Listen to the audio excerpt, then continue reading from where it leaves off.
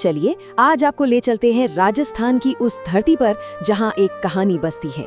एक कहानी महान वीरता की, एक अनोखे बलिदान की और एक ऐसे वरदान की जो आज भी लाखों करोड़ों लोगों की आस्था का सबसे बड़ा केंद्र है।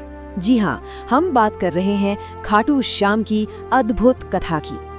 पर सोचने वाली बात है ना, कि आखिर महाभारत के एक महान योद्धा के केवल शीश की पूजा क्यों होती है? कौन है वो जिन्हें आज कलयुग में श्याम भी कहा जाता है और हारे का सहारा भी? चलिए आज इस रहस्य से पर्दा उठाते हैं। तो इस पूरी कहानी की शुरुआत होती है एक ऐसे योद्धा से जिनका नाम था बर्बरीक। देखिए, बर्बरीक कोई आम योद्धा नहीं थे। वो महाबली भीम के पोते थे और घटोत्कच के बेटे। मतलब उनकी रगों में पांडवों का बल और राक्षसों की शक्ति दोनों दौड़ती थीं। और उनकी ताकत, उसका तो कोई हिसाब ही नहीं था। उनके पास सिर्फ 3 ऐसे दिव्य बाण थे जो देवताओं ने दिए थे, पर वो बाण इतने शक्तिशाली थे कि वो अकेले ही पूरे महाभारत युद्ध को सिर्फ 1 मिनट में खत्म कर सकते थे। सोचिए जरा। लेकिन बर्बरीक की शक्ति से भी बड़ा था उनका एक वचन, उनका एक सिद्धांत। उन्होंने प्रण लिया था कि वो युद्ध में हमेशा उस पक्ष का साथ देंगे जो हार रहा होगा। और यही एक प्रण है जो उन्हें आज हारे का सहारा बनाता है। अब कहानी पहुंचती है अपने सबसे अहम मोड़ पर। एक ऐसा मोड़ जहां बर्बरीक ने अपने शीश का महादान देकर खुद को इतिहास में अमर कर लिया। लेकिन एक सवाल जरूर उठता है कि अगर बर्बरीक इतने ही शक्तिशाली थे तो फिर उन्होंने महाभारत के युद्ध में हिस्सा क्यों नहीं लिया? इसका जवाब छिपा है भगवान कृष्ण के साथ उनकी मुलाकात में। तो हुआ ये कि भगवान कृष्ण एक ब्राह्मण का रूप धरकर बर्बरीक की परीक्षा लेने पहुंचे। कृष्ण ये बात अच्छी तरह जानते थे कि बर्बरीक का वचन युद्ध का पूरा पासा ही पलट सकता है। इसलिए धर्म की रक्षा के लिए उन्होंने बर्बरीक से एक ऐसी चीज दान में मांग ली जिसकी कोई कल्पना भी नहीं कर सकता। उन्होंने बर्बरीक से उनका शीश ही मांग लिया। और बर्बरीक ने उन्होंने एक पल भी नहीं सोचा और अपना सिर दान में दे दिया। इस महाबलिदान को देखकर कृष्ण इतने प्रसन्न हुए कि उन्होंने बर्बरीक को एक अद्भुत वरदान दिया। और वो वरदान ये था कि कलयुग में बर्बरीक को कोई और नहीं बल्कि खुद कृष्ण के अपने नाम श्याम से जाना और पूजा जाएगा।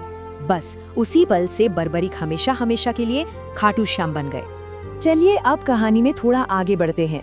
महाभारत काल से निकलकर देखते हैं कि कैसे वो पवित्र शीश राजस्थान की धरती खाटू में प्रकट हुआ।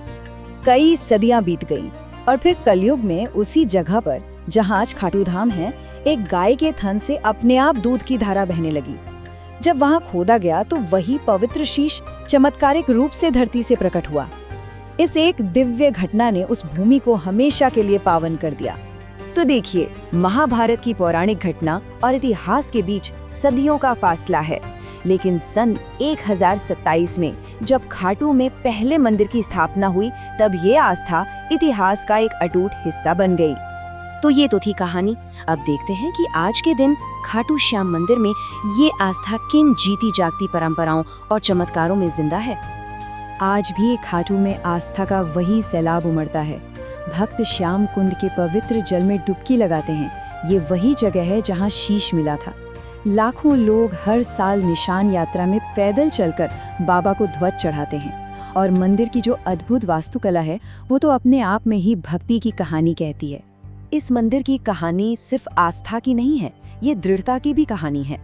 कहते हैं कि जब औरंगजेब के सैनिकों ने मंदिर पर हमला किया था, तब मधुमक्खियों के एक झुंड ने मंदिर की रक्षा की थी। भक्त इसे आज भी श्याम बाबा का ही चमत्कार मानते हैं। और आज की हकीकत ये है कि खाटू श्याम मंदिर भारत में आस्था के सबसे बड़े केंद्रों में से एक बन चुका है। हर साल यहाँ लाखों करोड़ों भक्त अपनी परेशानियां लेकर आते हैं और श्याम बाबा के आशीर्वाद से एक नया विश्वास लेकर लौटते हैं। तो बर्बरीक की ये कथा हमें एक बहुत गहरे सवाल के साथ छोड़ जाती है। क्या आस्था इतिहास से ज्यादा शक्तिशाली होती है?